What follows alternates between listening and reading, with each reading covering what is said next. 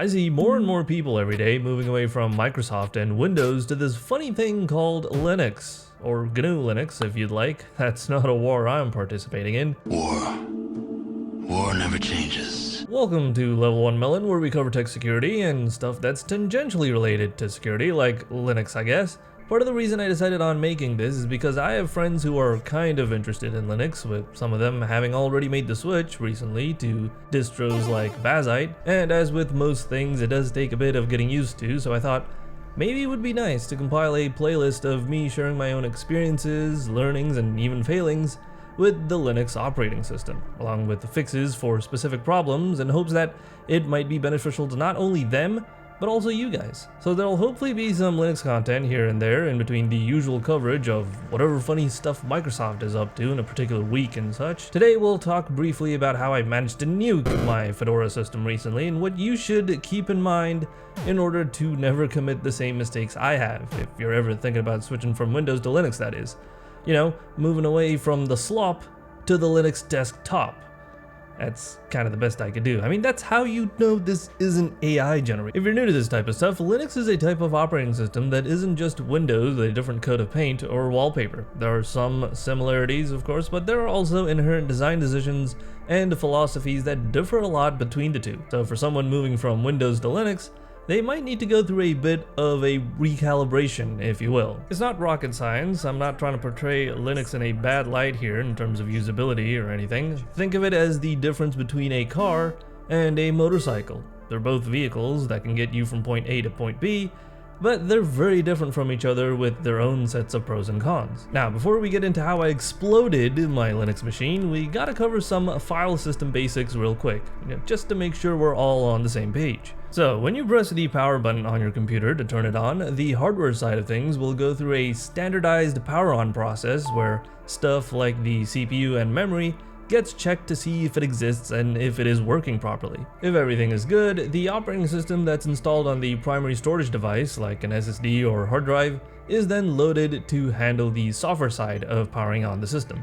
As the computer attempts to boot up or boot into an environment where you could start using it, there are critical files and data that need to be accessed and or executed to make sure everything is in line. These are all stored in a special location called a boot partition, which you can think of as being a contained space on the SSD that holds stuff like the boot manager and other files required to initialize the desktop environment. So you could then, load up Steam and Discord and get gaming with your buddy boys and buddy girls. This boot partition, also known as the EFI system partition or ESP, is generally hidden away from users on Windows 11 machines. Microsoft would probably rather you not have to think about or even realize that such a thing exists, because messing with the boot partition can lead to very bad things, evidently. That's why this video exists. On Linux, however, the boot partition is simply exposed via the /boot or boot directory, along with other paths like /bin and /home. These are kind of like the program files and users folders on Windows, and you can open them just like you would open any other folder on your computer. With that said, generally, apart from permissions, there's not a whole lot restricting you from going into the boot partition and possibly messing around with its contents. This doesn't make Linux inherently less secure or more prone to breaking or anything. It just gives you more control over your own computer with less annoying fluff in the way. So with that covered, I shall now try to recall the events that led to my Linux install, Fedora workstation by the way, becoming very broken, to the point that it couldn't even reach the login screen. Spoilers, I did manage to fix it without reinstalling the entire OS. I'll tell you how later in the video. A couple of disclaimers: I am of course not a Linux expert or anything. Please feel free to correct me down in the comments where necessary. I'd actually appreciate that a lot. I also do not have a capture card right now to help with getting footage of some of the boot menus and terminal options outside the OS. Sad. This issue also happened about 2 weeks ago and my memory is anything but perfect, so I'll try me best. It all started with me trying to update Fedora to the latest version in order to get some apps running their best. This required a kernel upgrade, kernel being the operating system's core, something like that, going from version 6.14 to 6.19. Initially, I tried updating via the built-in Fedora updater, but the buttons didn't seem to do anything after a lengthy wait, so I figured it was just a UI bug of some sort. I then tried updating via the terminal instead, and everything seemed fine at first, but Fedora eventually started throwing out a bunch of errors stating that the updates failed because of quote-unquote insufficient space on the drive. At the time, I thought it was weird because there was at least 30 gigabytes worth of space left on the main drive, so why was it throwing this error? I didn't care enough to investigate as I was kind of in a hurry and just decided to let Fedora's package manager, which is the mechanism for managing apps and updating them, to continue for a while with whatever it was trying to do. After about an hour, it was clear that something was wrong with the update process as it was taking way too long to verify packages and execute updates for apps on the system. So I just canceled halfway with the Ctrl+C, always a great thing to do. I think Fedora then prompted me to do a restart to complete the update process, which of course I pressed cancel again, because I just wanted to revert all the changes and reboot the system to sort of start over with the computer again.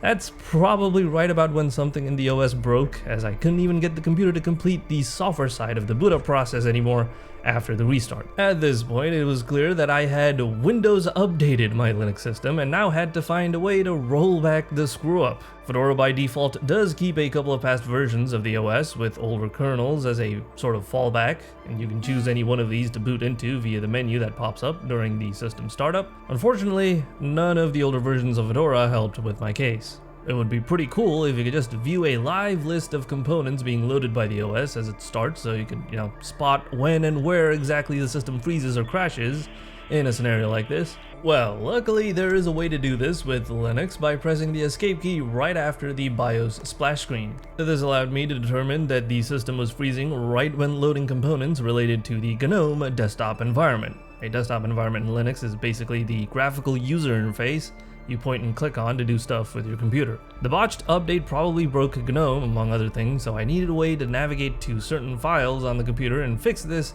without having to reinstall the entire OS. Luckily, there is also a way to do this in Linux through a sort of virtual terminal mode, which is accessed via the boot menu I mentioned earlier. Through this virtual terminal mode, I was then able to rebuild the boot partition, properly update the OS, repair GNOME, and finally log back into the normal GUI mode of Fedora. There were still error messages popping up on that virtual terminal telling me that I had insufficient space on the drive, which was finally remedied when I deleted both Warframe and Doom Eternal to free up some space, I guess, even though I had, again, more than 30 gigabytes free from the start. The root of the problem seems to have been something to do with those insufficient space errors since the beginning. The boot partition is of a fixed size, and it is possible to fill it up by holding on to too many past versions of the OS. There is a setting you could tweak for this in the config file for the package manager, which is DNF by default for Fedora. But this couldn't possibly be the case in my scenario, as everything was left on its defaults, and I did check multiple times to make sure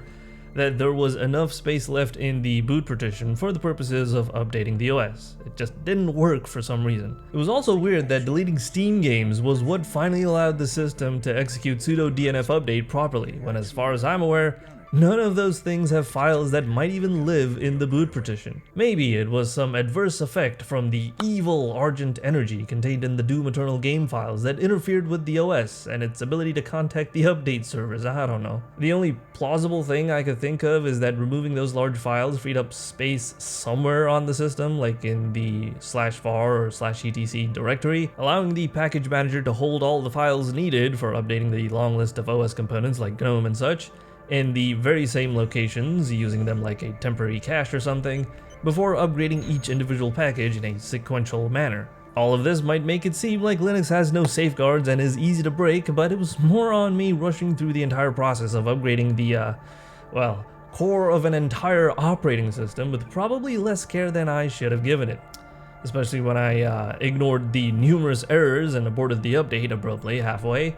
So don't do those things, especially pressing Ctrl+C in the middle of a sudo update command. If you use the built-in updater or update software in Fedora, or any Linux distro for that matter, and have a sufficiently large primary storage device with enough free space, this is not a problem you'll likely run into, in my opinion. Even if the boot partition or some critical system component like the desktop environment breaks, we've now discussed ways to attempt fixing them without going through a complete system reinstall. Of course, this could be an argument for setting up a proper snapshot type backup routine, but that may be for another video. Rest assured that the boot partition in Linux is not something you need to constantly maintain and watch for signs of problems. The OS knows how to take care of it. It's just that in case something does go wrong, there are ways for you to remedy the situation in Linux, as we've just covered.